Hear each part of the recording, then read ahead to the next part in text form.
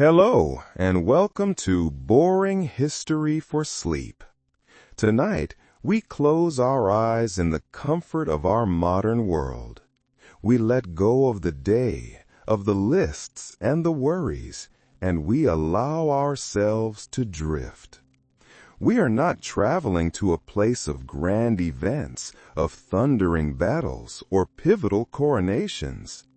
Our journey tonight is quieter, slower, and far more fundamental. We are stepping inside the dim, echoing corridors of a medieval castle.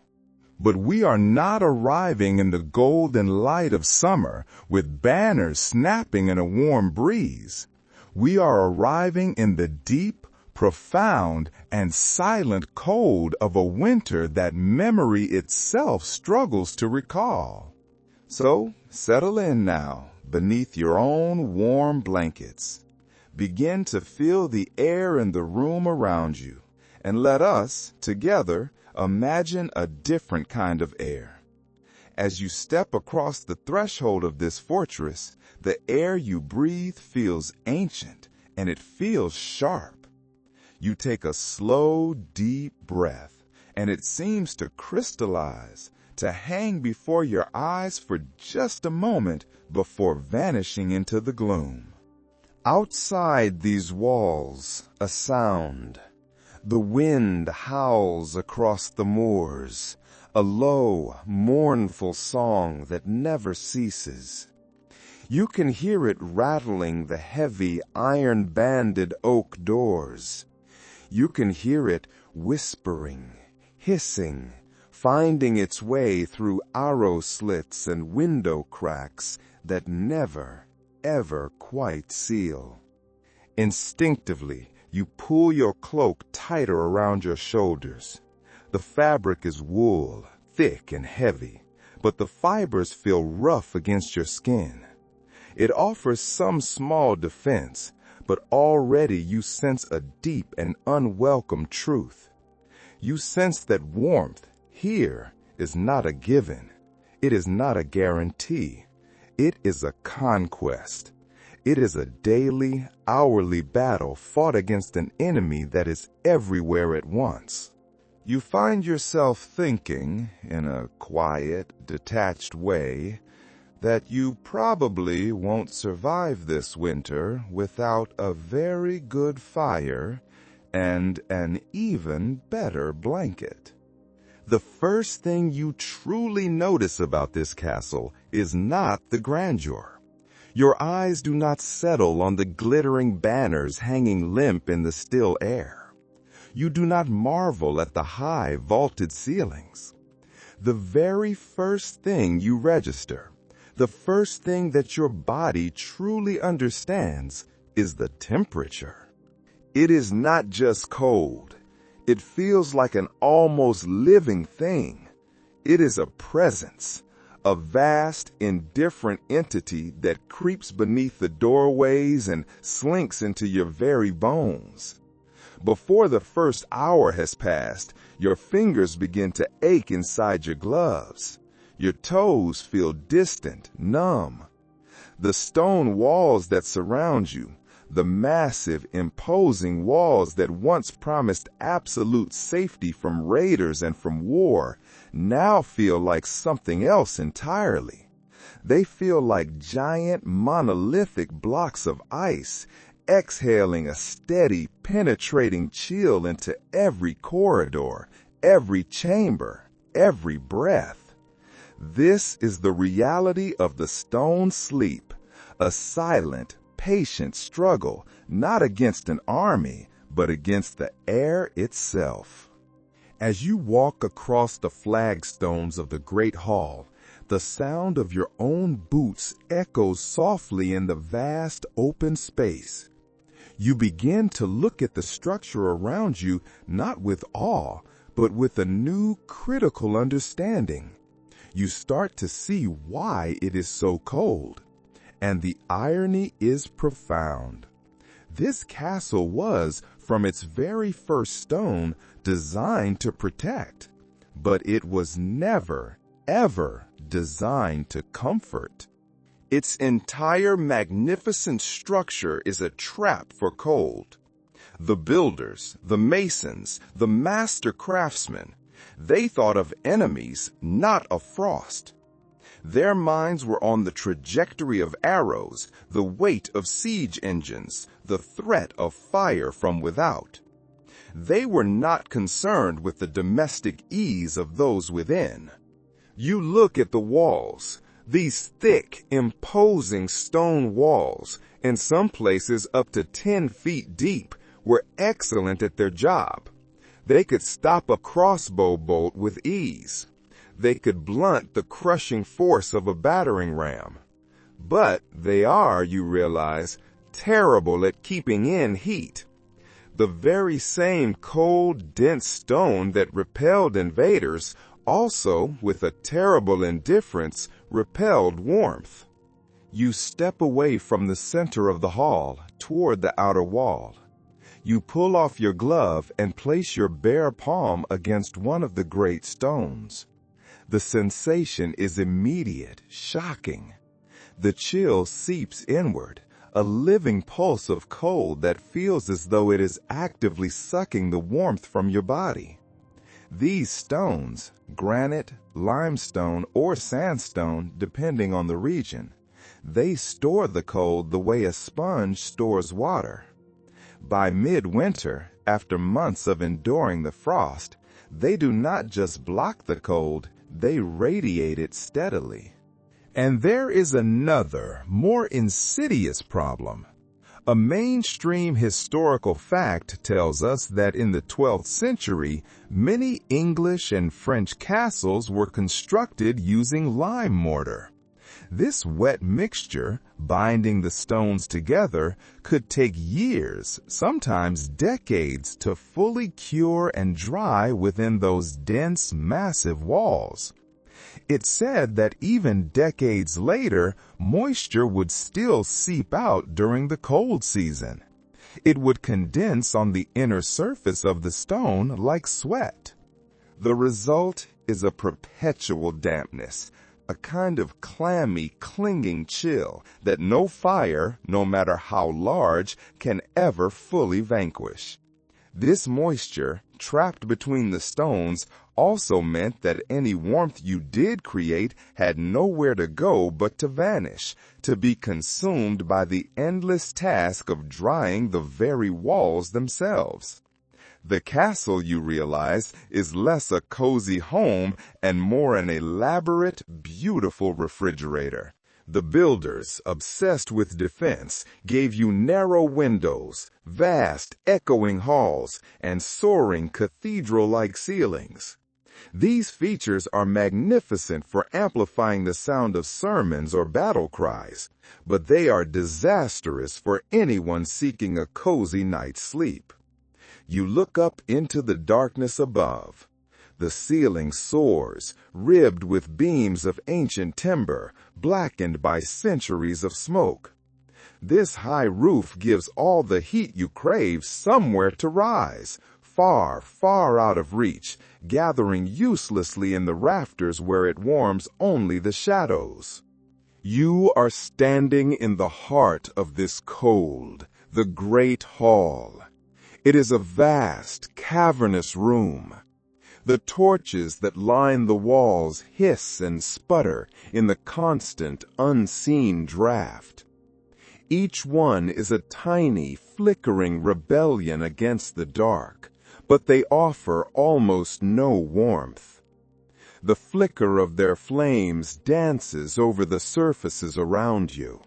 It dances over the tapestries that hang from the walls. These are faded depictions of hunts, of battles, of biblical scenes. The threads shimmer faintly, their once vibrant colors, the crimsons, the golds, the deep blues, dulled by centuries of smoke and damp. But they hang there for a reason beyond artistry. They are here as both decoration and insulation. They are a vital, if only slightly effective, attempt to keep the cold from claiming the walls entirely.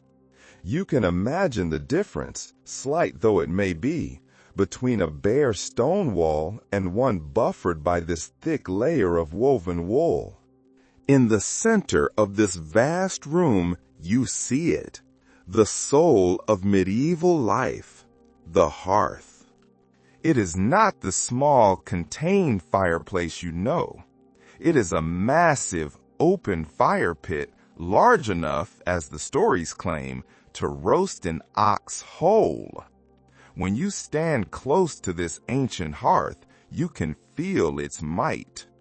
The stones around the fire pit are worn smooth, polished by centuries of hands rubbing them for warmth, of boots resting upon them to thaw. The soot-blackened mantle above it, a great hood of stone, tells the stories of countless winters past. A roaring blaze like this was more than comfort. It was a mark of wealth and power. Wood was not a simple commodity. Forests around the castles were carefully, jealously managed. The right to gather firewood, the right of estiver, was sometimes more valuable than gold. To maintain a fire this large, day and night, was a conspicuous display of resources.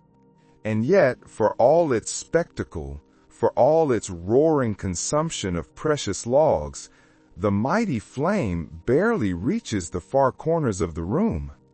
You could sit, as you are now, right next to the fire, your face flushed with heat, and still feel a distinct, unnerving thread of chill sneaking down your neck.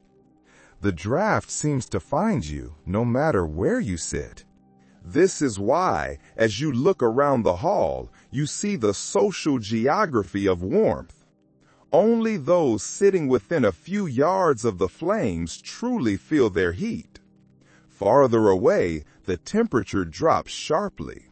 You see servants and guards huddled together near the doorways, wrapped in their patched cloaks, their breath misting in the air, their eyes darting with envy toward the center. And there, in the center, basks the noble family. You realize, as you look at the flickering hearth, that warmth here is far more than physical. It is social. It is emotional. People gather around this fire, not just to survive, but to feel alive. It is the television, the radio, the internet of its time. It is where news is shared, where songs are sung, and where the vast, cold silence is filled with human companionship. You sit by that great, roaring hearth, absorbing its heat. But you quickly become aware of its profound, choking flaw. The air in the hall is thick. The smoke from the massive fire, burning logs that are perhaps not fully seasoned, wanders. It stings your eyes. It clings to your hair, to your clothes. You can taste it at the back of your throat, acrid, greasy, inescapable. In the earliest castles, this was the only way. Before chimneys became common, the smoke simply gathered in the high roof space and, in theory, drifted out through a vent or a louver in the ceiling. Or, at least, that was the hope. This system worked well enough on a clear, still day, but it failed miserably when the wind blew, and it became a cruel joke when rain or snow came in through the very same opening. You can picture the scene. There are records of servants having to place buckets on the banquet tables to catch the drips during a feast. It's an image both pitiful and strangely charming. A grand lord feasting beneath a smoky ceiling, his meal interrupted by droplets of icy water falling between the trenches and the goblets. Ventilation, you see, was essential. Comfort was sacrificed for simple breathability. You can almost hear the medieval master mason shrugging his shoulders and saying, "Better cold than choking." But by the 12th and 13th centuries, innovation sparked a change. Builders, perhaps tired of the smoke themselves, began experimenting. They started building flues, dedicated stone channels that carried the smoke up through the wall and out above the roofline. This was revolutionary. The first true chimneys appeared in Norman castles. It is almost impossible to overstate how transformative this single invention was. For the very first time in history, private chambers could be heated without simultaneously filling them with soot. The Great Hall was no longer the only survivable room. But this new technology, like all new technologies, was temperamental. You climb a spiral staircase to one of these new private chambers. A small fire crackles in the corner, but the masons were learning through trial and error. The flues often twisted upward at odd, inefficient angles. Records from the 13th century mention servants spending hours, sometimes waving blankets, trying to coax a fire to draw properly. When the wind outside shifted just so, the smoke poured back into the room, a gray, choking fog, leaving eyes streaming and lungs burning. And it was dangerous. Sparks could be drawn up these new flues and ignite the wooden rafters of the roof. Many catastrophic castle fires started in these very chimneys. It was a paradox. The same invention that brought warmth could just as easily bring ruin. And yet, they endured the smoke. Curiously, medieval people, desperate for any explanation, came to believe that the smoke actually had health benefits. It was said to toughen the lungs and drive away the evil humors of the air. Whether this was genuine optimism or sheer desperation, no one can say. But the scent of wood smoke, you realize, became the signature, inescapable smell of winter life. You stand in that smoky, drafty chamber. The fire in the corner struggles, and the cold from the stone wall seems to mock it.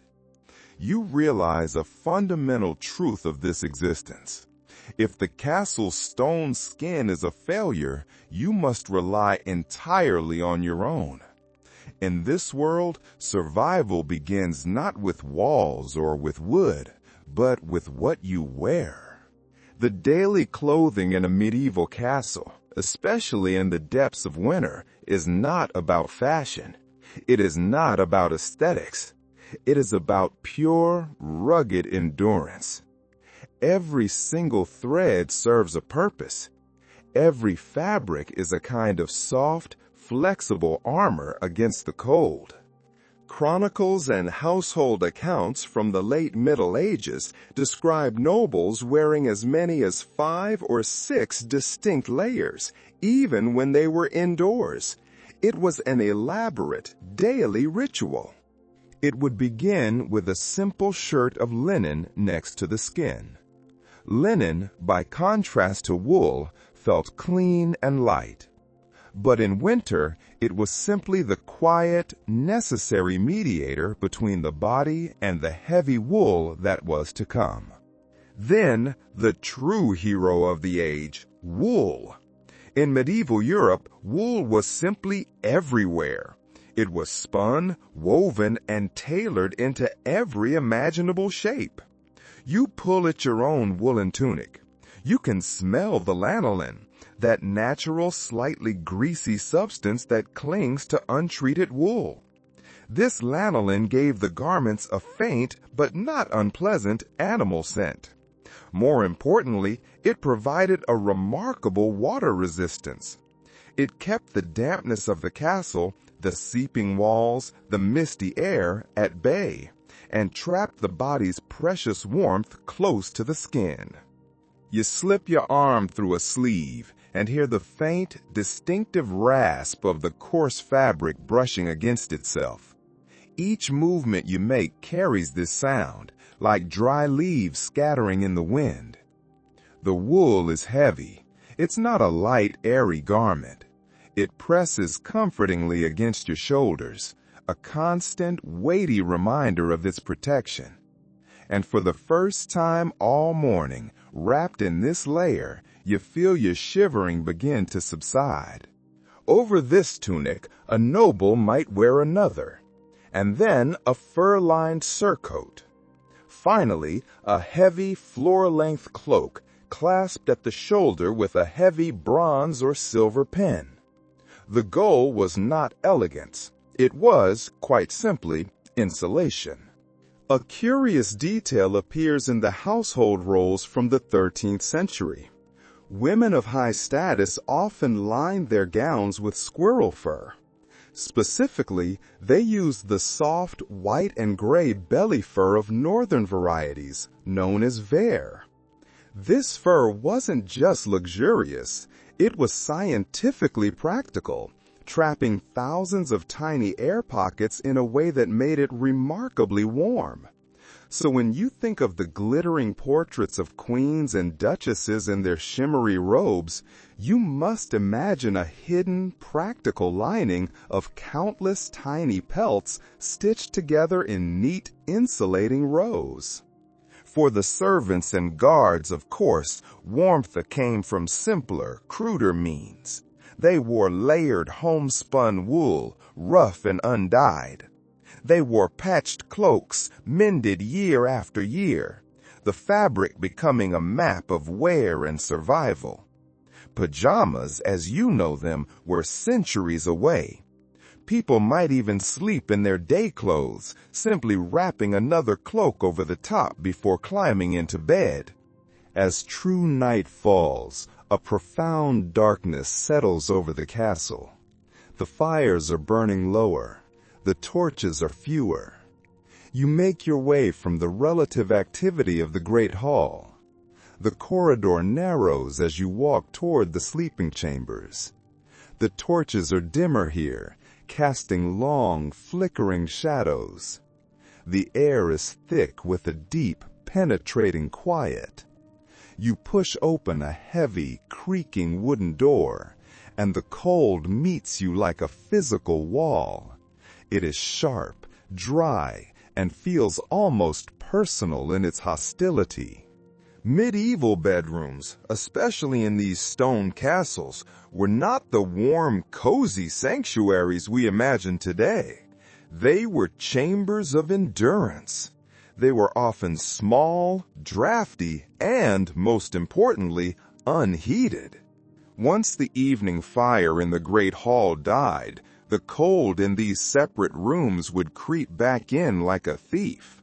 By morning, you would expect to see frost decorating the walls in delicate, feathery veils. The water in the basin on the washstand would be frozen solid. Chroniclers of the time noted that ink froze in its well, and that your own breath would leave thin, sparkling crystals on the bed curtains. Comfort here was a temporary illusion, one achieved through creativity and strategy rather than ambient luxury. You step closer to the bed. It is the dominant feature of the room. It is enormous, high enough off the cold floor that you would need a small stool to climb into it. The frame is made of dark, heavy oak, polished by generations of hands. It creaks faintly when you touch it. Historical records and household accounts show that such beds were among the most prized and valuable possessions in the entire household. They were often more valuable than the land on which the house stood. But its size and grandeur are not just for show. They are for survival. From the wooden canopy high above, thick drapes of wool and heavy velvet hang, completely enclosing the bed. This is the medieval answer to insulation. This is the true bedroom. You pull them closed, and you trap a small, precious pocket of air, a microclimate warmer than the biting chill of the room beyond.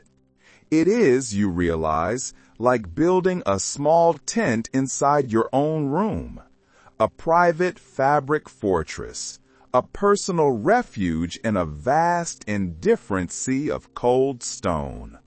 The mattress itself tells a story of status. The wealthiest nobles would sleep on thick feather mattresses stuffed so full of goose down that you would sink into them. Servants, by contrast, may do with simple straw pallets on the floor, often huddled near the door of their master's chamber.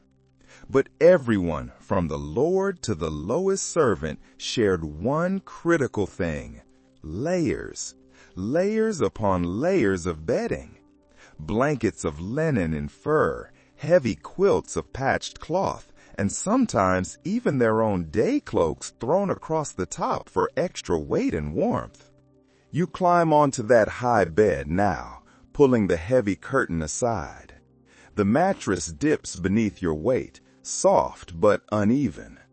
The linen sheets are cool to the touch, a shocking, bracing cold that makes you inhale sharply. But as you lie back, staring up at the dark, embroidered canopy above you, the warmth of your own body begins its slow work. It blooms gradually, trapped by the layers above and below you. The scent of the bedding is earthy. It is a mix of wool, dried herbs like lavender, and the faint, ever-present smell of smoke from the fireplace far below. Someone, perhaps a thoughtful servant, has placed a sprig of herbs beneath the pillow, part superstition, part practical deodorizer. In this curtained cocoon, a deep hush falls. The whisper of the wind outside is muffled to a distant, ghostly hum. But you are likely not alone in this bed. Curiously, many families and even their high-status attendants shared beds. This was not always for affection, but for raw, practical survival.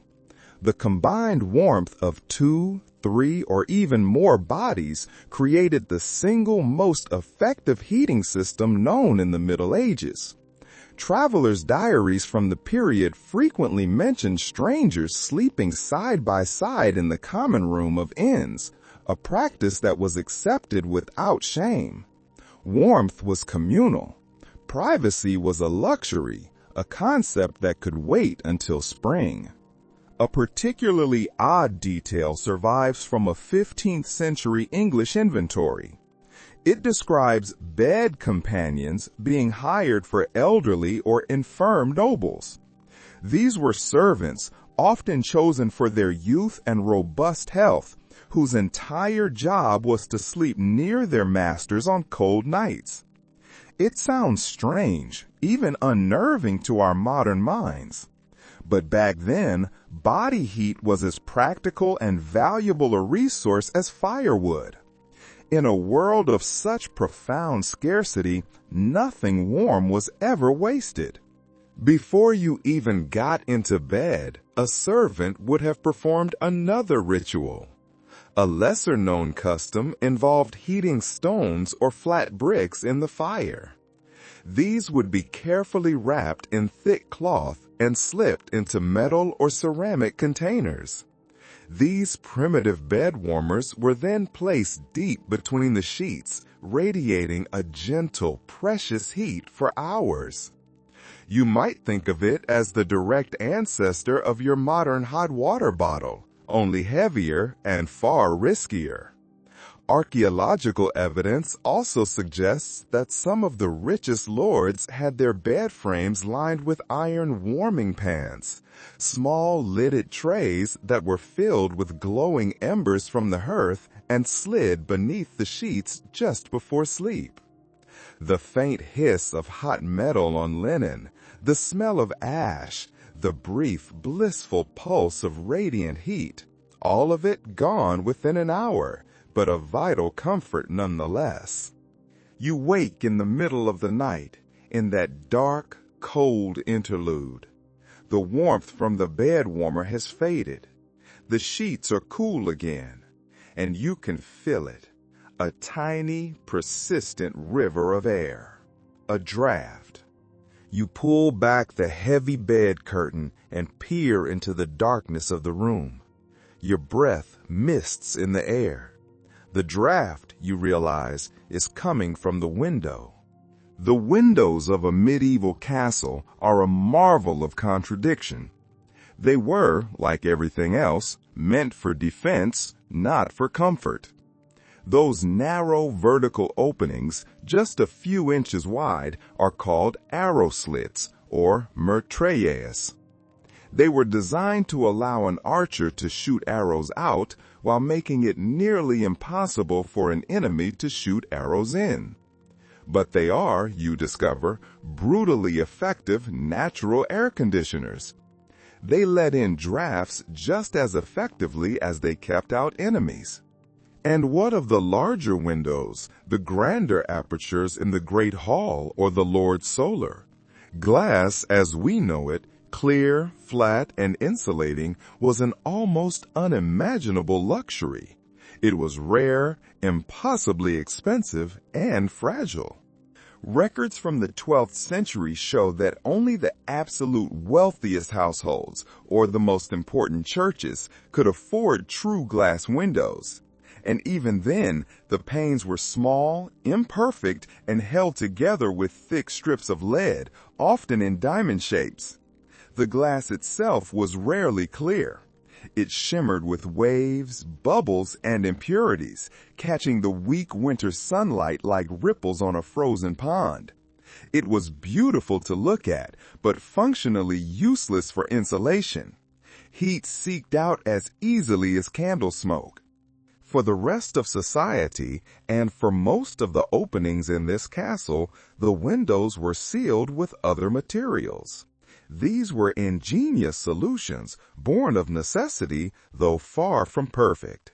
Sometimes they used cow horn. The horn would be painstakingly scraped thinner and thinner until it became translucent. It gave a faint, milky, golden glow to the rooms, but it was brittle and cracked in the deep frost. Other times they used parchment, animal skin stretched tight, or even cloth that had been heavily oiled or waxed to make it waterproof. But the true defense against the cold, the only reliable one, was the shutter. You walk to the window now. You can see the heavy wooden panels, swung closed and barred tight with a thick iron latch. You unbolt it carefully and push open the shutter. The blast of air that greets you is brutal. It slices across your face with the raw, metallic scent of snow and distant wood smoke. Outside, the courtyard is blanketed in a perfect, silent white. You close the shutter quickly. The heavy thud of the wood echoes through the quiet chamber. You fasten the bolt, sealing the castle once more, a ship battening down its hatches before a storm.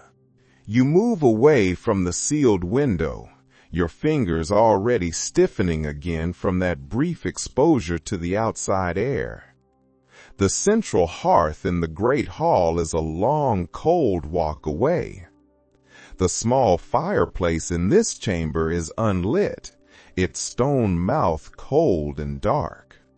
In a castle where the grand fireplaces warmed the noble and the damp, endless corridors tormented the servant, a new class of technology was needed. These were the portable devices. They were salvation. Small, clever, and surprisingly elegant, they were passed from hand to hand like little personal suns. When the great hall fire couldn't follow you, you carried a spark of it instead. Resting on a side table, you notice one of these objects, so modest it might go unnoticed. It's a brass sphere, about the size of an apple, perforated with an intricate honeycomb-like pattern. It sits on 3 tiny, delicate legs. When you lift it, it's heavier than it looks. Inside, Through the vents, you can see ash and the faint, deep red glow of embers still smoldering. This is a medieval hand warmer. Archaeologists have uncovered beautiful examples of such warmers in castles all across Europe. They were round or rectangular boxes made of metal, often brass or iron, with ornate carvings that were not just for show, but allowed the heat to escape. Charcoal or embers from the main fire were placed inside, sometimes on a bed of ash to reduce the smoke and make the heat last longer. The heat was gentle, radiant, and could last for hours. The rich might have the handles lined with wood or leather so they wouldn't scorch their own palms. It's strange, you think, to hold such a simple device and realize it could make the difference between comfort and misery. You can imagine a lady of the court, her fingers stiff with cold, clasping one of these glowing orbs while she reads or embroiders. The faint, steady warmth would creep into her hands, her sleeves perhaps steaming slightly in the cold air. But the hand warmer was not alone in its ingenuity. You look toward the floor and see another medieval innovation. It is the foot stove. A small wooden box vented on top, also filled with embers and set beneath chairs or under blankets. Carriage passengers, churchgoers, and noblewomen alike used them.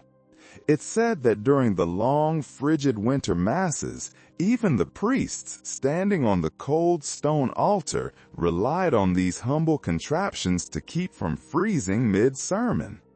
A noble woman's diary dans the 16e century even mentions her little companion, mon petit compagnon, a silver hand warmer shaped like a dove. She wrote about feeding it coals all morning, the same way one might care pour un small pet. There's something deeply human in that, you think. A relation avec warmth itself, intimate and affectionate. You carry your small borrowed warmth, this brass orb, and you climb. You ascend the main spiral staircase, winding upward, higher into the castle. The stone steps are worn in the center, and the air grows colder with each step. Here, the cold changes character. It is not just the biting, damp chill of the lower floors. It feels proud, thin, and aloof. The higher you climb, the more the air forgets how to carry warmth. You are heading to the Lord's private chambers, the solar, and here you discover the central paradox of medieval status. The great lords and ladies lived above everyone else, literally. Their chambers were at the top of the keeps, offering the best views and the most privacy. Meanwhile, their servants occupied the lower floors, often near the kitchens and storerooms, which radiated a faint, constant, communal heat. To be elevated meant prestige, but it also meant exposure. The wind is fiercest at the top of the tower. The isolation is greatest. You can almost feel the profound irony. The richer you were, the colder your nights often became. A chronicler at Windsor Castle, writing in the 14th century, once noted that His Majesty's upper room was fair but ill-tempered in the wind. The phrasing feels almost polite, reserved. Ill-tempered, as though the chamber itself were a moody, unpredictable companion, sometimes kind, sometimes cruel. You can picture the king himself staring irritably at a flickering fire, wrapping his fur-lined mantle tighter, muttering about the warmth he knows exists far below in the kitchens. And yet, nobles rarely descended to those warmer levels. It was a matter of dignity, of social order. To dine or linger near the servants' hearths was to blur the lines that held their world together. Warmth, like everything else, was stratified. The low-born baked beside the fire. The high-born froze beneath silk. You enter the solar. The fire here is smaller, but more ornate than the great hearth below. Its mantle is carved with intricate vines and beasts. The flue, built by a master, draws the smoke up smoothly. Still, the air remains thin. You can feel the drafts trickling from the arrow slits, hidden behind magnificent tapestries. They are tiny, invisible rivers of cold that no amount of decoration can fully dam. A rather overlooked feature of these upper chambers was their flooring. Unlike the bare, merciless flagstones below, many of these private rooms were covered with thick planks of oak or pine. This was not just for beauty or acoustics. It was a primary defense against the cold that seeped up relentlessly through the masonry. Beneath those boards, straw or dried moss might be packed as a crude but essential layer of insulation. When you step across it, the sound changes, a low wooden thud rather than a hollow, chilling echo. It is the sound of wealth desperately trying to imitate warmth. Tired of the thin, noble cold, you descend. You go down the spiral stairs, past the great hall, past the main levels, winding down into the belly of the castle. Here, the light grows dim, the passages are lower, and the air grows dense. The scent changes completely. It is less of frost and old stone, more of smoke and something earthy, savory, and intensely alive. You pass through a low, soot-blackened archway, and suddenly warmth hits your face like a gentle hand. You have found the kitchens. The moment you step inside, the air envelops you. It is a wave of heat, steam, and smoke. After days of breathing the dry, biting air of the upper halls, this feels almost tropical, stifling, and wonderful. This is the true heart of the castle's warmth. This is the furnace. A surviving household record from the 13th century describes the kitchen as the sun within the stone. The phrase is perfect.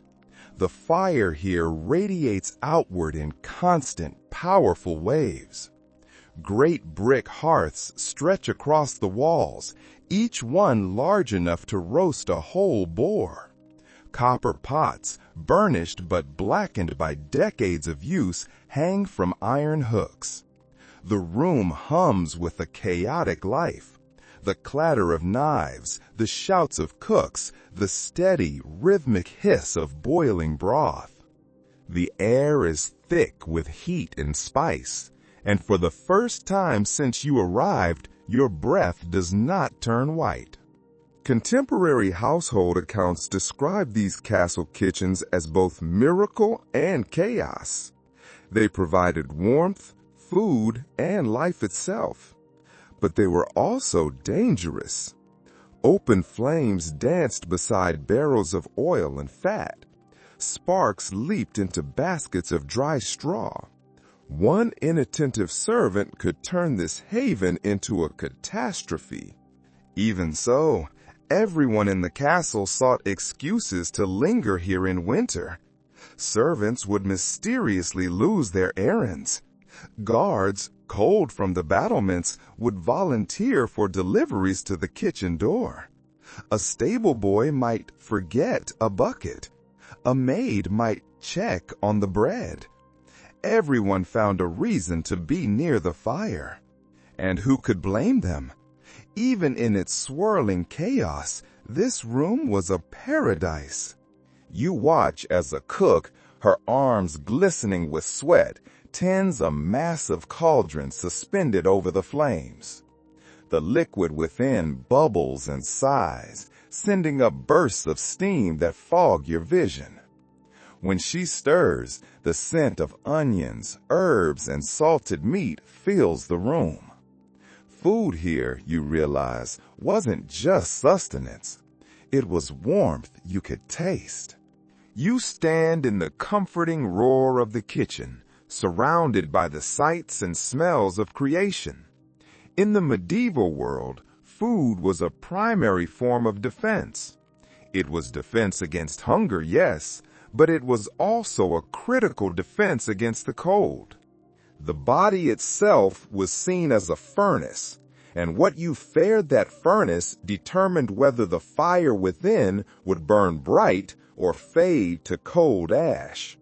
Physicians of the time were devout followers of Galen's ancient theory of the four humors. They believed that the human body was a balance of four fluids: blood, phlegm, yellow bile, and black bile. Winter, with its damp and chill, was the season of phlegm, a cold and wet humor. To counter this, to restore balance, one must eat hot and dry foods. This wasn't just a quaint theory. It dictated the entire winter menu for those who could afford it. It meant roasted meats, crackling from the fire, were preferable to boiled ones. It meant thick, hearty pottage, a stew of barley and root vegetables, was essential. And it meant that spices were not just a luxury, they were medicine. Records from royal households describe winter banquets where every dish was specifically designed to heat the blood. Venison roasted over coals, basted with wine. Pies were seasoned with cinnamon and nutmeg.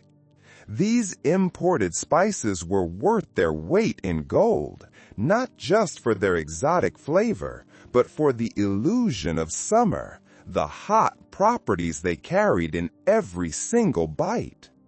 Curiously, some of the earliest medieval recipes call for spices like ginger, mustard seed, garlic, and horseradish.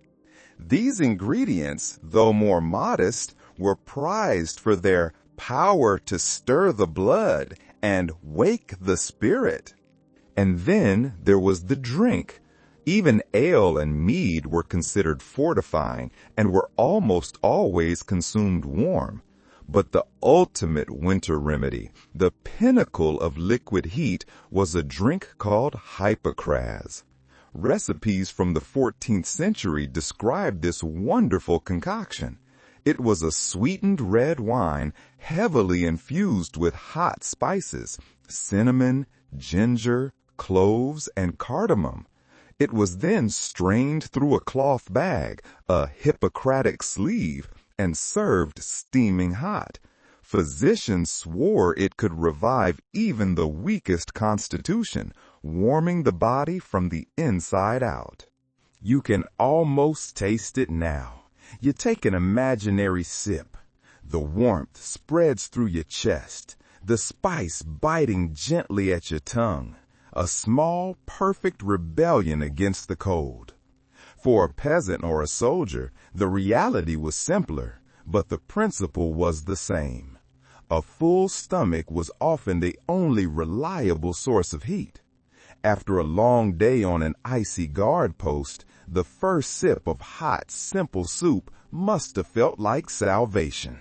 You follow a different scent now, one of steam, and something faintly sweet and herbal. You follow it down a side passage, the air growing warmer and wetter. You hear a sound you have not heard before, a splash, followed by laughter, muffled by stone. You have found the bathhouse. Medieval bathing, contrary to the persistent popular myth of the unwashed medieval citizen, was not absent. It was, however, a luxury. It was a difficult, labor-intensive, and expensive process. and in the dead of winter, it was a rare and profound comfort. In a castle large enough to boast its own bathhouse, the act of washing was both cleansing and deeply comforting. The room before you glows with flickering lamplight, the flames reflected in shallow pools of water on the floor. The air shimmers faintly with heat. Steam curls against the low ceiling, turning the cold, unforgiving stone into a living, breathing cloud. In these noble households, the bath was often more ceremony than simple hygiene. A servant would have spent hours stoking the fire beneath a massive copper cauldron. Buckets of steaming water would be hauled to fill the wooden tubs. These tubs were round, like barrels, bound with iron hoops, and often lined with clean linen for comfort, to protect the bather's skin from the rough wood. You lean closer and catch the faint smell of the steam. It's not just water. It smells of rosemary and mint. These herbs and others like lavender were steeped in the water, not only for their fragrance, but for their supposed power to chase away winter's humors.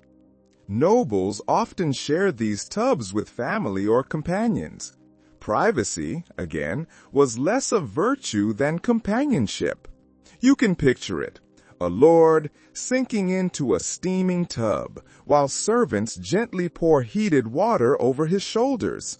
The flicker of candles glows on the water's surface, and for one blissful, isolated hour, the world outside, the snow, the howling wind, the cold weeping stone, simply ceases to exist.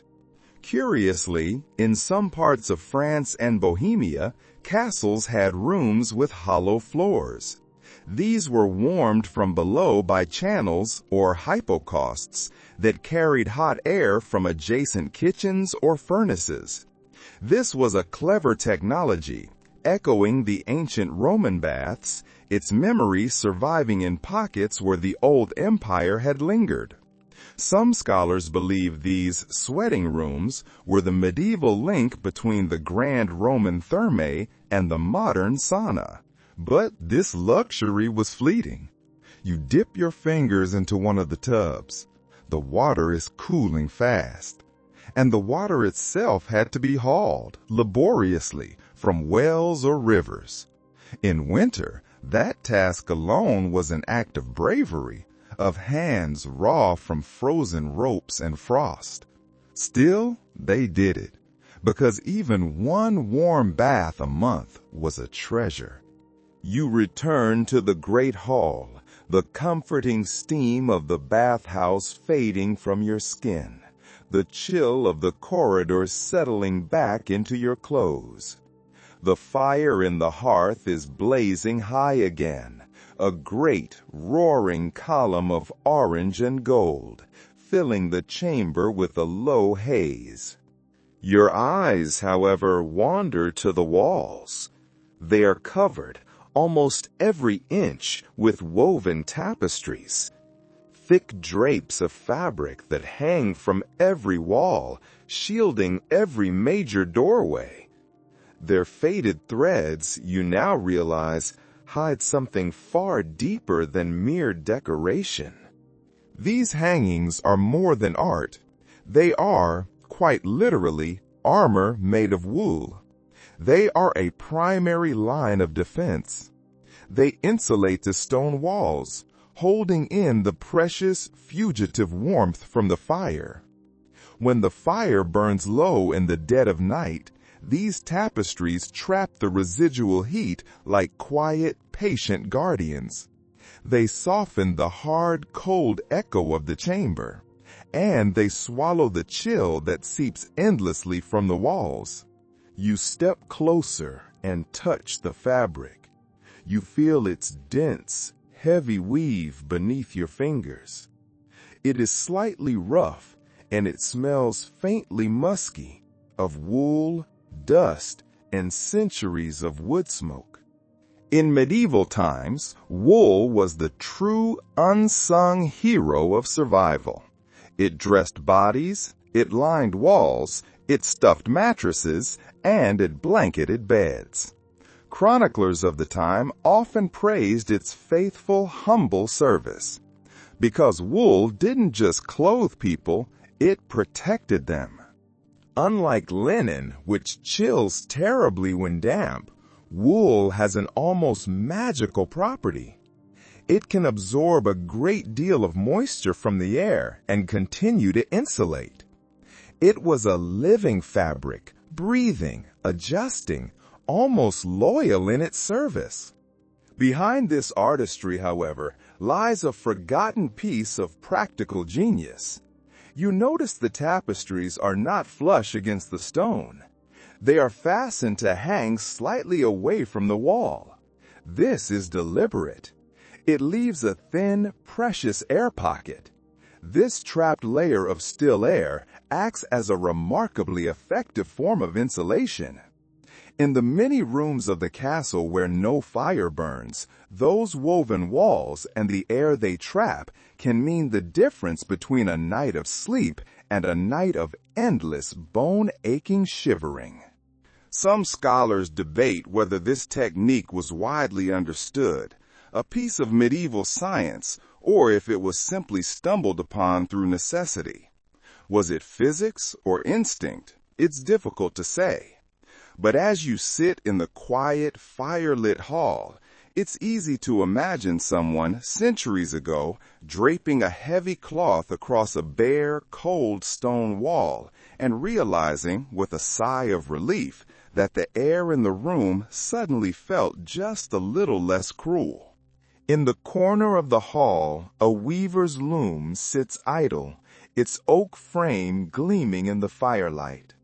You imagine the lady of the household herself, working there by day, her fingers deft and sure, the shuttle sliding back and forth. Each movement a quiet meditation against the cold. Every inch of cloth a promise that winter would not win. You leave the relative warmth and activity of the hall, and your feet carry you down a different, quieter passageway. The air grows colder again. The faint echo of footsteps seems to follow you from behind, as if the castle itself is breathing softly in the gloom. At the end of the corridor, a small archway opens into a space unlike any other you have seen. The smell of incense, sweet and resinous, drifts faintly through the air. Candlelight, not torchlight, trembles along a high vaulted ceiling. You have stepped into the chapel. Here, the cold feels different. It is not the damp, seeping cold of the walls, or the sharp, windy cold of the courtyard. It feels reverent, clean, and almost deliberate. The flagstones beneath your feet are chilled, but worn smooth by centuries of prayer. The air hums faintly, as if with the echoes of chants long since vanished. The warmth of the fire is gone, but in its place there is another kind of heat. It is spiritual, steady, and invisible. Religious life in a medieval castle was a constant, a daily rhythm that did not pause for the weather. Chapels stood at the center of noble households, and prayers were said every day, regardless of the temperature. You can imagine the scene. On some days, the breath of the entire congregation, lord and servant alike, would hang in the air like a collective mist. And yet, practicality found its way even into this sacred devotion. Many chapels had small, discreet wall niches where charcoal braziers were kept burning during the long services. These holy fires were tended carefully, their coals glowing beneath iron grates. You can imagine the quiet, guilty relief of those who stood near them, pretending to warm their hands under the guise of piety. Wax itself, you realize, offered a warmth of its own. The candles were not only symbols of divine light, they were also small but real sources of heat. In these poorly insulated chapels, hundreds of beeswax candles might be lit at once during great feasts or vigils. Their combined flames, all burning together, could genuinely raise the temperature by a few precious degrees, just enough to thaw frozen fingers and lift weary spirits. The smell of burning beeswax mingled with the incense, creating a scent that was at once sacred and strangely comfortingly domestic. Contemporary records from places like Westminster describe winter services so cold that the priests wrapped themselves in extra fur-lined vestments.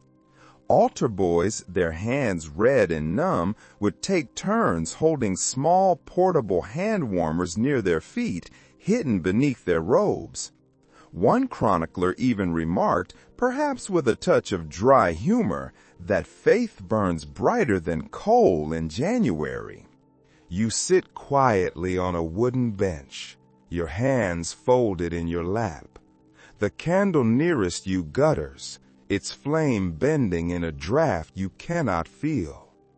Its wax runs in slow, pale rivers down its side. In this sacred, profound cold, you sense the same truth that the monks once wrote about. Warmth is never only in the fire.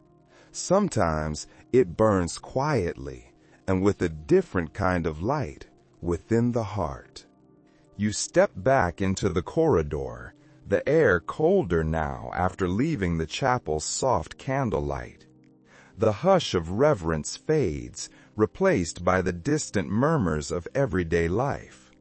You hear a clatter of buckets and a faint bark echoing from below. You follow the sounds, descending a different winding stair, one that smells faintly of hay and damp fur.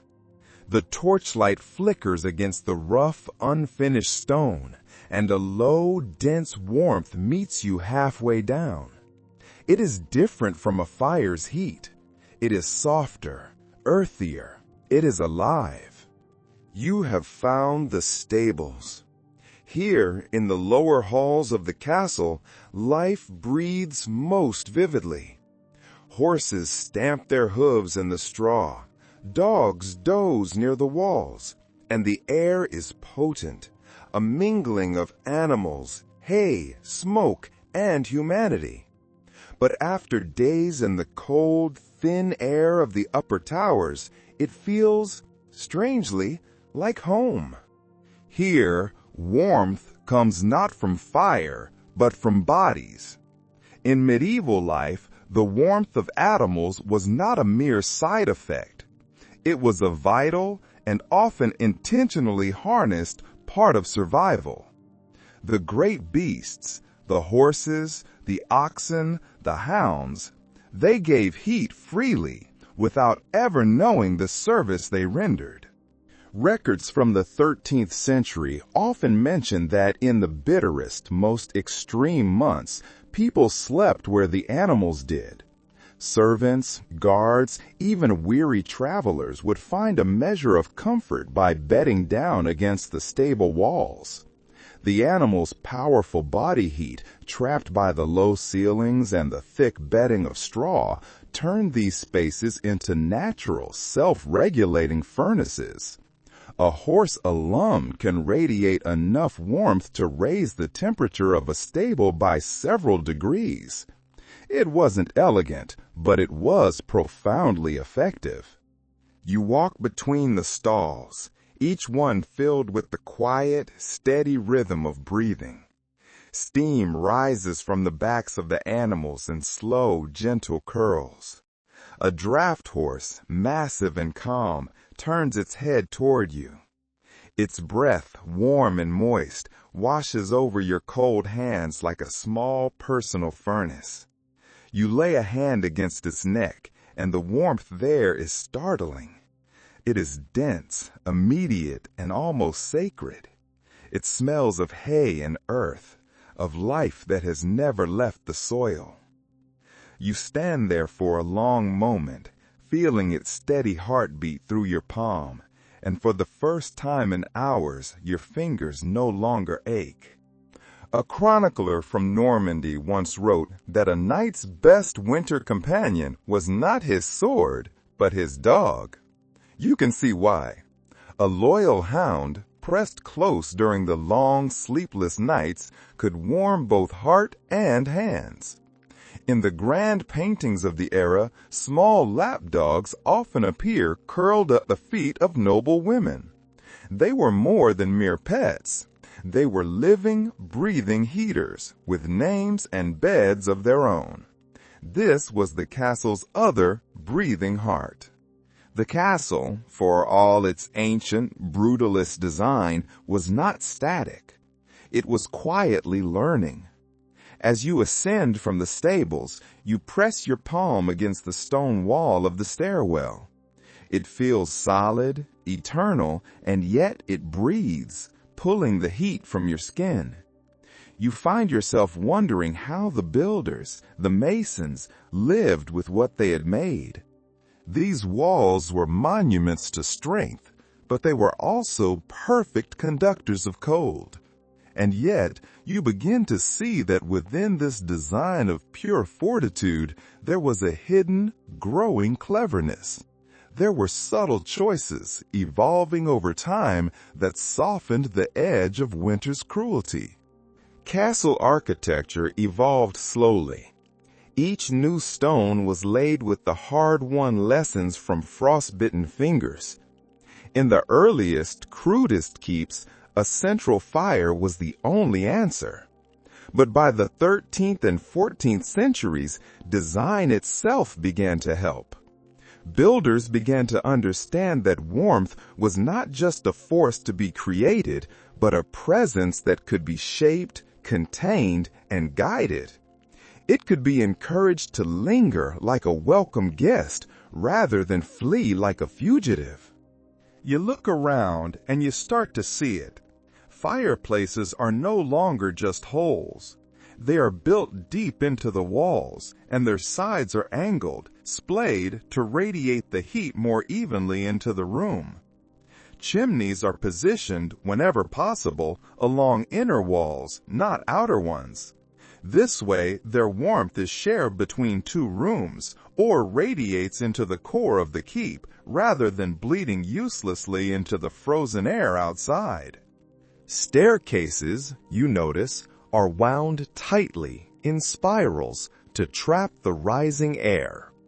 Thick, heavy wooden doors are used to seal off corridors, acting like giant thermal plugs. Excavations at castles like Dover and Bodiam show that even the placement of the rooms began to follow a logic of warmth. Kitchens, the great furnaces, were deliberately sat beneath the great halls. Laundries and bakehouses were placed near pantries and other living quarters. The immense heat from the daily labor of cooking, baking, and brewing would rise, seeping through the stone floors, gently warming the chambers above where it was most needed. Some modern experts believe this was no coincidence. They point to narrow, hidden flues carved within certain walls, channels clearly meant to funnel heat from one fireplace to another. Others argue it was simply practical improvisation, accidental efficiency born of the daily grind of winter. But the result feels almost modern, a primitive, beautiful, and undeniable logic of warmth. You walk down a smaller corridor, its ceiling low and arching. The walls here are not bare stone. They are lined with wooden panels, polished smooth. They creak softly under your fingertips, and they are warmer, distinctly warmer than the stone beyond. This, too, was a deliberate act of insulation. The castle, beneath its armor of stone, wore a second secret skin of oak and ash. Morning again. A pale, reluctant light creeps across the courtyard, turning the fresh snow to silver. You rise slowly from your bed, wrapping your cloak close against your shoulders. The chill is always there, pressing against you like a weight. Even after all this time, the cold never truly leaves. It only waits. But the people here know how to meet it. They shape their days around its moods. The rhythm of winter life in a medieval castle is unlike any other season. Everything slows. Everything thickens, grows more deliberate. You move through the hall and you can sense it in every sound. The muffled, rhythmic scrape of a broom on the rushes. The soft, dull clatter of wooden cuts being set on a table. The low sigh of the wind, still finding its way beneath the heavy doors. Outside, the world sleeps under its white blanket. Inside, people work carefully, conserving both their energy and their warmth. The winter routine began long before dawn. Servants rose in the frozen dark to rekindle the hearth. You can imagine them hacking at frozen, ice-encrusted logs to coax a flame from the reluctant wood. The first thin column of smoke rising from the chimney was a prayer, a signal to the whole castle that life had begun again. Chores were meticulously arranged according to warmth. Baking, brewing, mending, and weaving. These were all tasks done close to the fire. Any work that could be done near the hearth was done near the hearth. All outdoor work, like stonework or carpentry, paused, waiting for the spring. Even the life of the mind was rationed by temperature. Letters were written only in the warmest part of the day, when the ink might flow freely from the quill again. Cold, stiffened fingers dulled the mind and froze imagination mid-thought.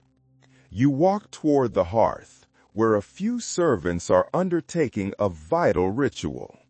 They are spreading fresh rushes over the stone floor. The sound is dry and soothing, a whisper of straw against stone. These rushes, harvested in the summer, serve both comfort and cleanliness. They provide a crucial layer of insulation on the frozen floor. They absorb moisture from wet boots, and they soften the constant, echoing footsteps. Over them, herbs are sprinkled, lavender, thyme, and meadowsweet. As they are crushed underfoot, they fill the air with a faint, sweet, dusty fragrance.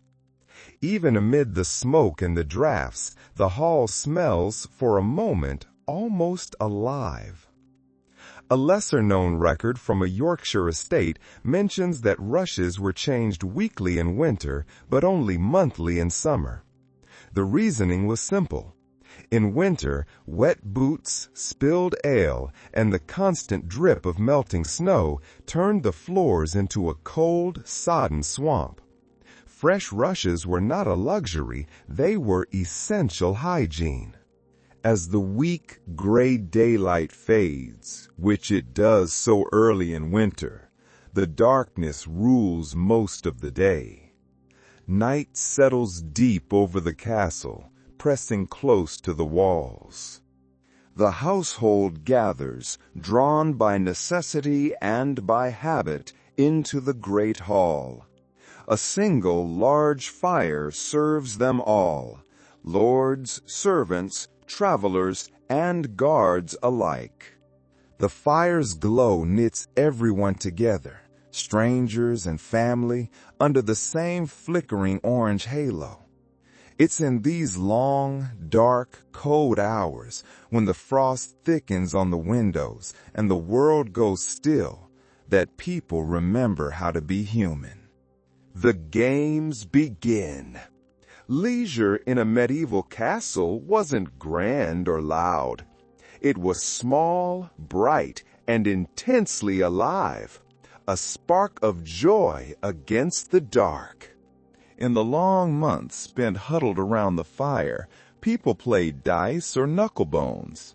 You can hear the sound now, the clatter of the carved bone cubes against a wooden table, a sound like little bursts of luck. Laughter rises with each roll. Someone teases another for cheating. Another swears by St. George that fortune has abandoned him. The sound is warm enough to make even this cold, cavernous room feel almost kind. Cards, as you know them, came later, but board games were already beloved. Backgammon, chess, and a game called tables filled countless winter nights. In one corner of the hall, two men, perhaps guards off their watch, hunch over a wooden board carved with tiny squares. A single candle drips wax onto the surface between them, its flame trembling each time one of them exhales in concentration. A move, a counter-move, a long pause. The fire crackles. The game continues. From somewhere deeper in the room, a soft melody emerges. A lute, perhaps, or a simple flute carved from yew wood. The notes drift upward, tender and shy at first, then fuller as the musician's confidence grows. Music, too, was warmth. A charming account from the 14th century describes how a castle household entertained itself on these nights. The ladies and the knights, it reads, took turns in telling merry tales, and laughter rolled like thunder in the beams above. You can almost hear it. The sound of stories, half true, half dreamed, filling the space where the cold once ruled. Curiously, these games and songs weren't just entertainment. They served a vital purpose. Monks and chroniclers alike wrote that mirth lightened the humors and warmed the blood. Medieval medicine directly linked joy with heat and melancholy with cold. To laugh, then, was not a sin or an indulgence. It was an act of survival. You leave the laughter and the firelight, your ears still humming with the sound of the lute. You push open the heavy oak door to the courtyard, just a crack. The sound of the hall, the laughter, the music, the crackle of flame is instantly extinguished. What greets you now is the pure, crystalline stillness of a castle wrapped in snow. The courtyard lies under a smooth, perfect white blanket, unbroken but for a few scattered prints. A fox, perhaps, a raven, a man. The air bites with such a profound sharpness that it almost hums. You draw your cloak tight, but the cold finds its way beneath, threading through the fabric and skin like a slow, cold whisper. Every sound here is exaggerated by the frost. A single drop of water, falling from an icicle high above, lands with a note so crisp it could almost be music. The snow softens everything. Even the roughest stones of the battlements seem gentler, smoothed by the frozen hush. You walk slowly, the world reduced to shades of deep blue and silver. Your own breath billows from your mouth, a phantom twin that follows you with every step. There is a beauty here that feels almost sacred. The courtyard, the frozen moat, the towers rimed with ice. They seem eternal, as though the castle was built not by men, but by winter itself. But this silence is deceptive, and not everyone found this profound beauty comforting. To some, the endless, unbroken white was a terrifying reminder of isolation. Entire castles could be snowed in for weeks, their gates rendered impassable by massive drifts. Letters went undelivered, travelers were stranded, markets were silenced. The sense of stillness, at first so peaceful, would slowly turn to suffocation. There are journals from this period filled with laments about the imprisonment of frost. You pause near the well in the center of the courtyard. Its stone rim is slick with ice. The rope, coiled beside it, is stiff as iron. Beneath the surface, the water lies dark and still, a black mirror waiting for spring. You look up at the battlements. You can just make out the silhouette of a guard, stamping his feet near a small brazier. You hear the faint crunch of snow under his boots. You see a stable hand leading a horse carefully across the icy stones, the animal's breath steaming like a forge. Life slows, yes, but it does not stop. The snow becomes both a blanket and a boundary, a time to look inward. You stand in that profound, silent cold of the courtyard, and a new, more terrible thought occurs to you. This quiet cold is one thing, but what if it was not quiet? What if the cold was not the only enemy? You look to the outer curtain wall, where that group of guards huddles beside a flickering brazier. The flames leap wildly in the wind, throwing brief, frantic splashes of light across their armor, which gleams like frostbitten silver. This is the cold they feared most, the cold that came during a siege. When winter and warfare met, survival became a terrifying art of desperation. A castle under siege in the middle of January was a cruel, nightmarish paradox. You were fortified, yet trapped.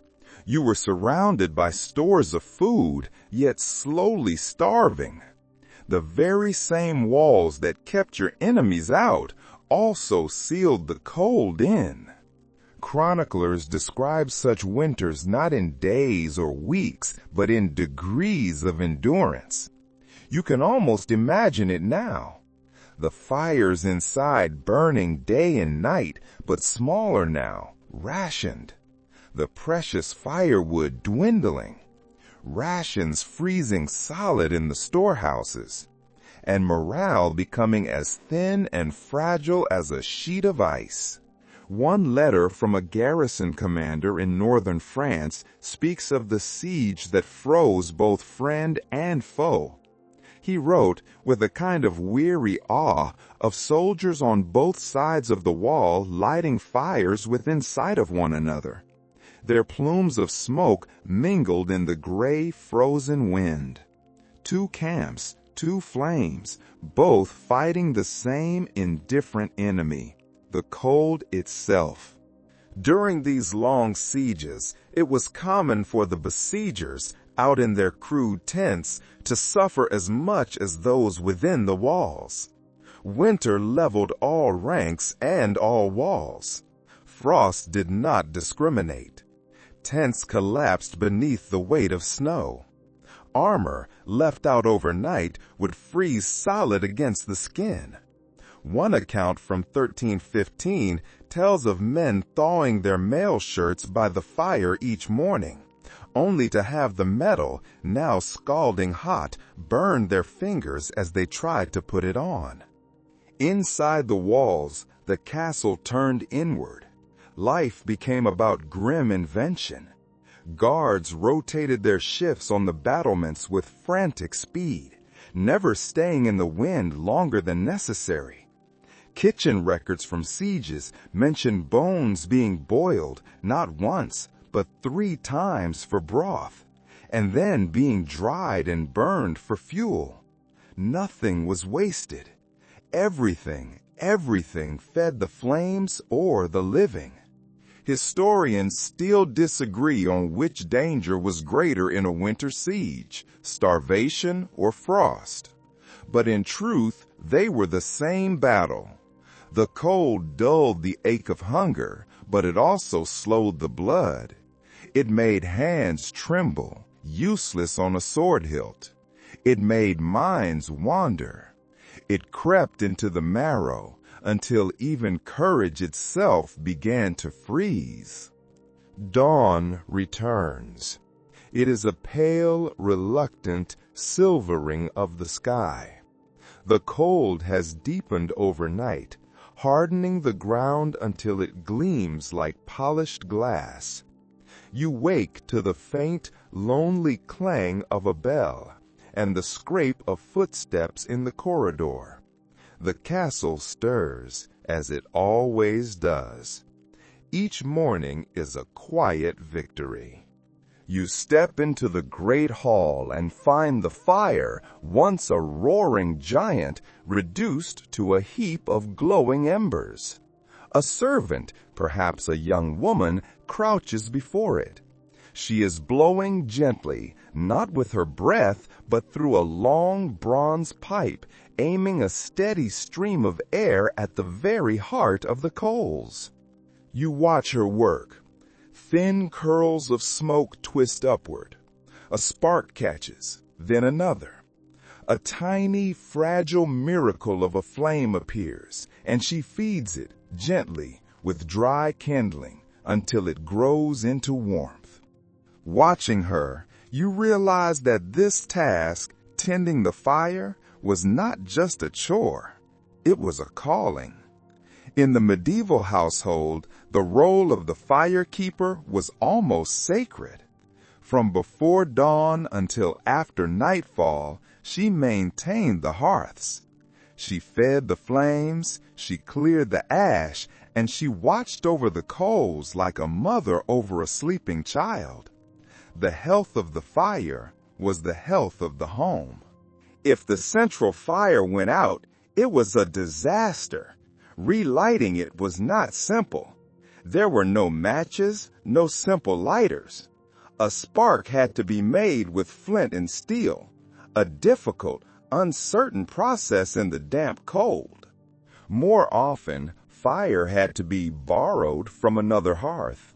A servant would be sent, perhaps to a neighbor in the village or to another part of the castle, to carry back a few glowing embers carefully shielded in a clay pot or an iron pan.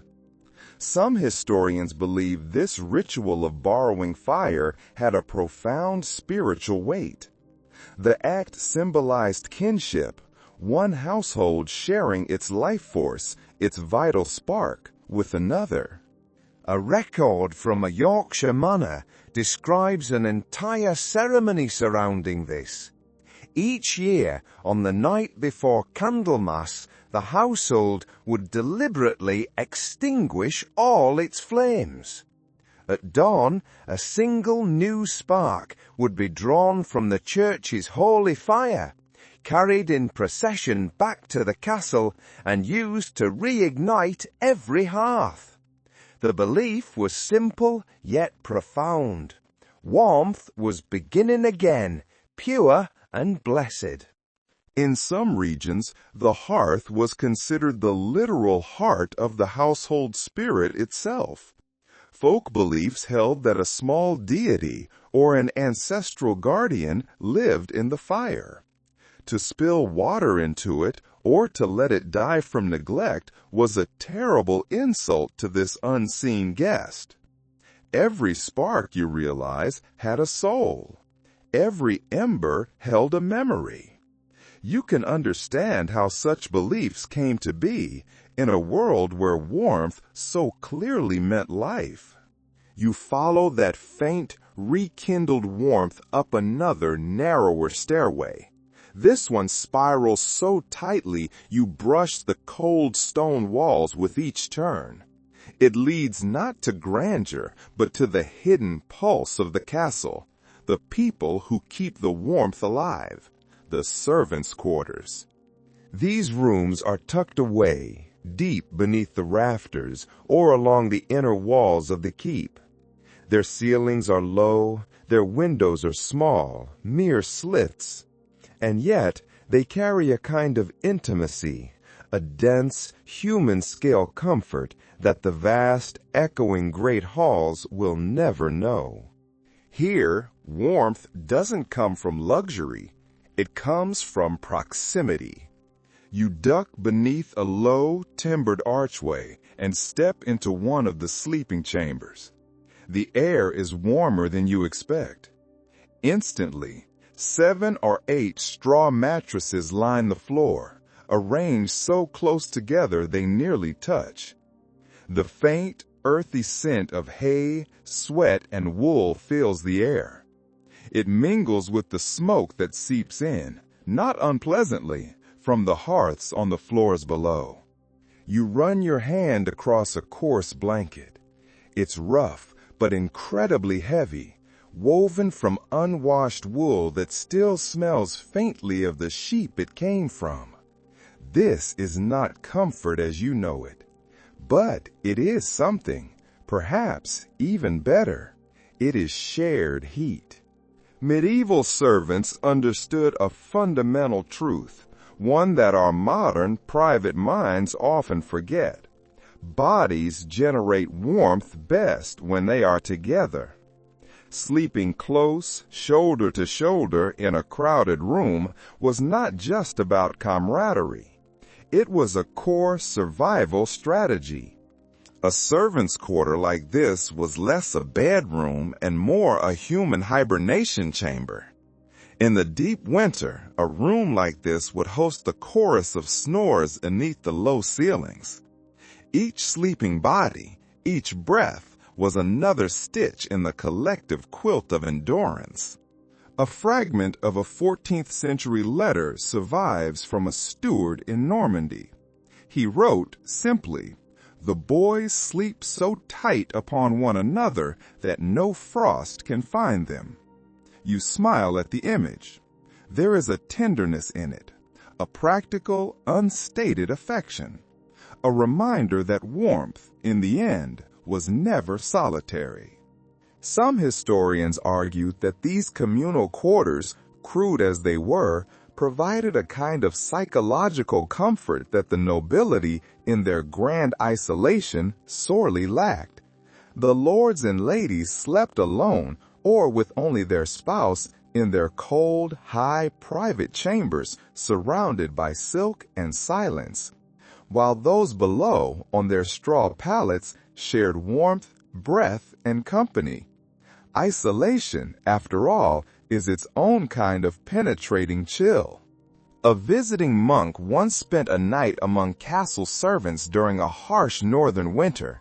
He wrote, with equal parts surprise and admiration, that their laughter was hotter than the hearth. He described them joking, singing, and telling stories deep into the night, the air thick with smoke and mirth. He concluded, with a note of wonder, that joy itself was their fire.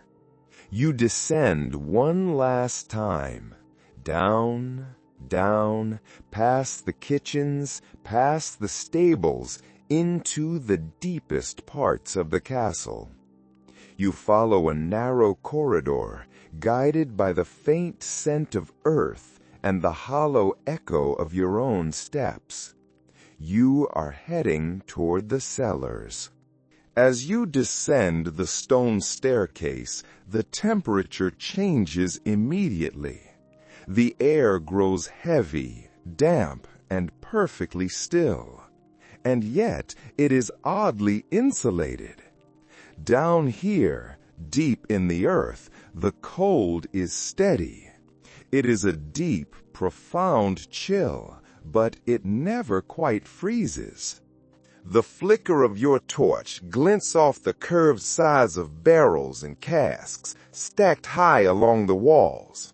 This is the underbelly of survival, the storehouse that fed both the body and the fire through the long, desperate months. The castle depended on these vaults more than any battlement. The cold you feel now was, paradoxically, both enemy and ally. It spoiled fresh food, but it preserved the salted, the smoked, and the dried.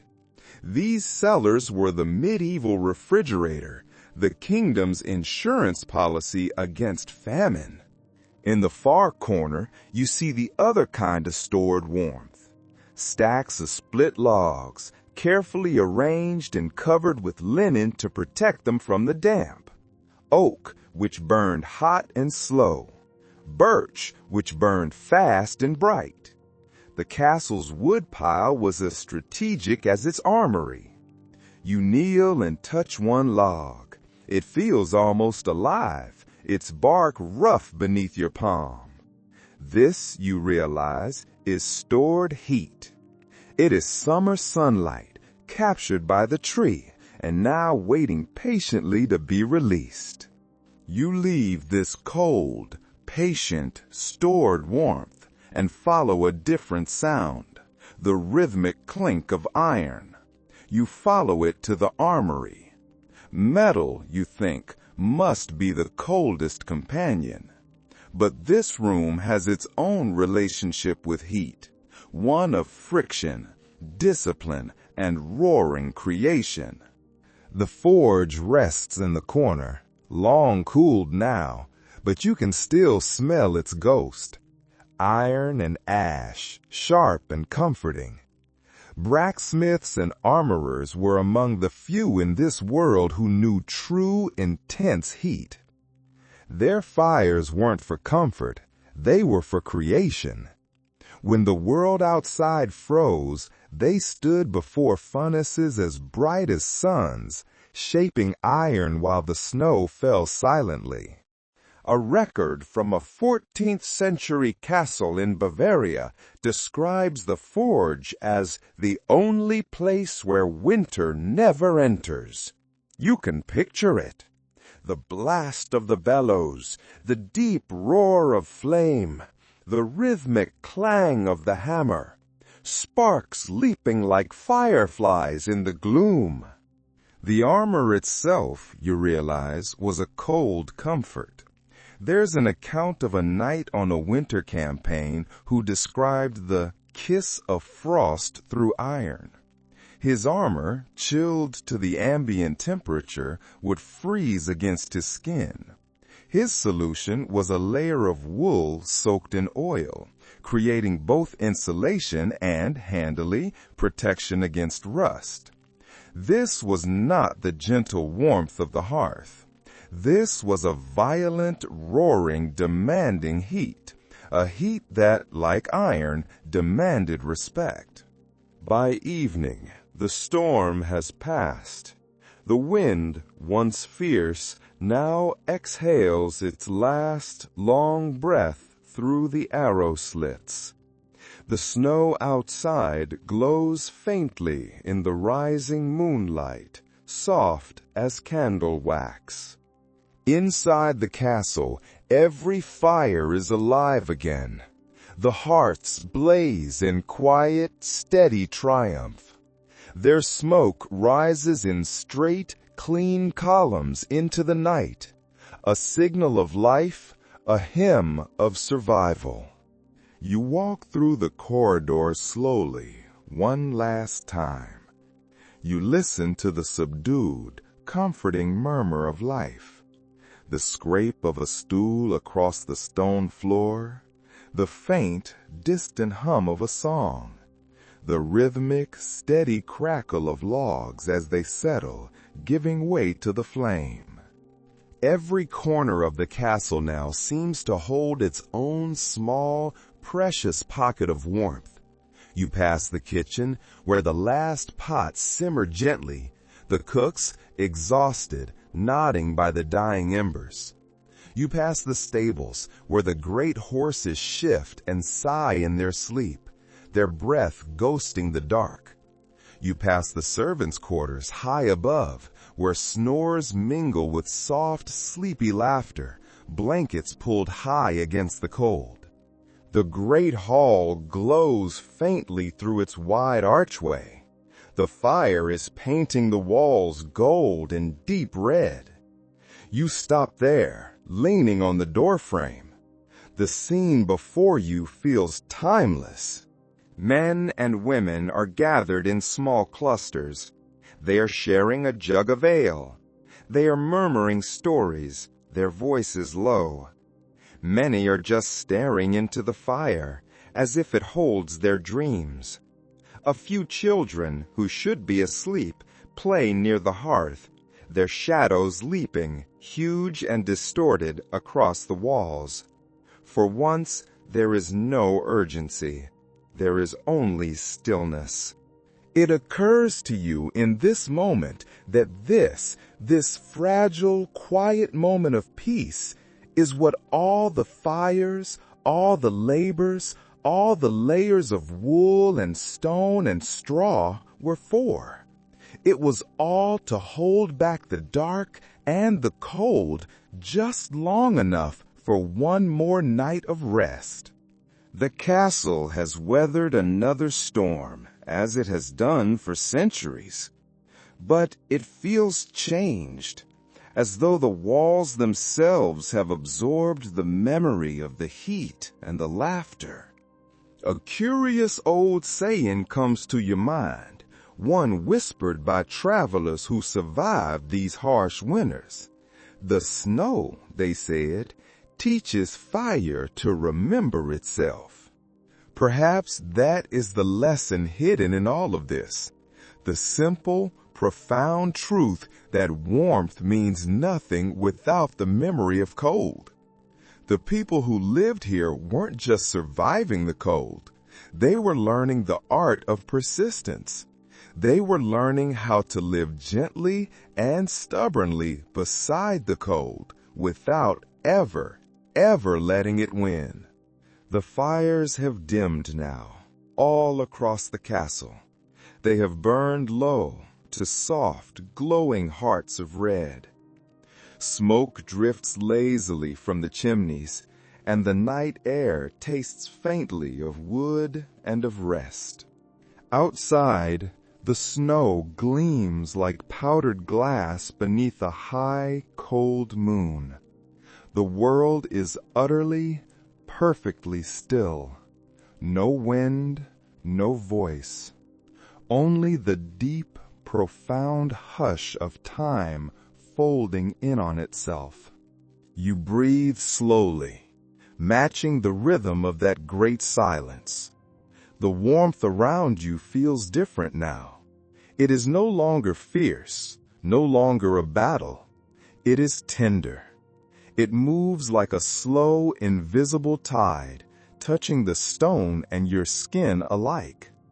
The great hall, the stables, the kitchens, all the places you have wandered tonight are bound together by that same quiet pulse.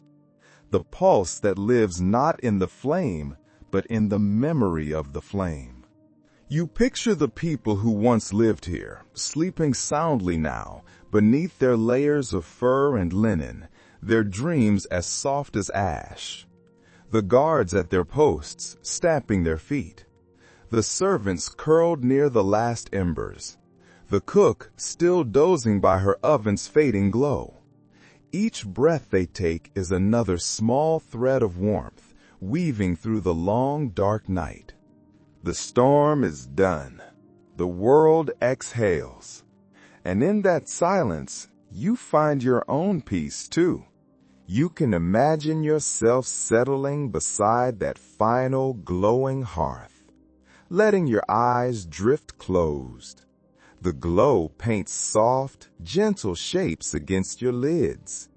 The fire crackles one last time, a soft pop, then steadies into a deep, knowing stillness. The castle will wake again when the sun returns. But for now, your journey is over. You are no longer in the cold stone of the past. You are here, safe in the present, in your own quiet room, in your own warm bed. The cold is outside, but inside, you are at peace. So rest here. Let the quiet wrap around you. Let the cold stay where it belongs, far away in memory. The fire is still burning. Sweet dreams.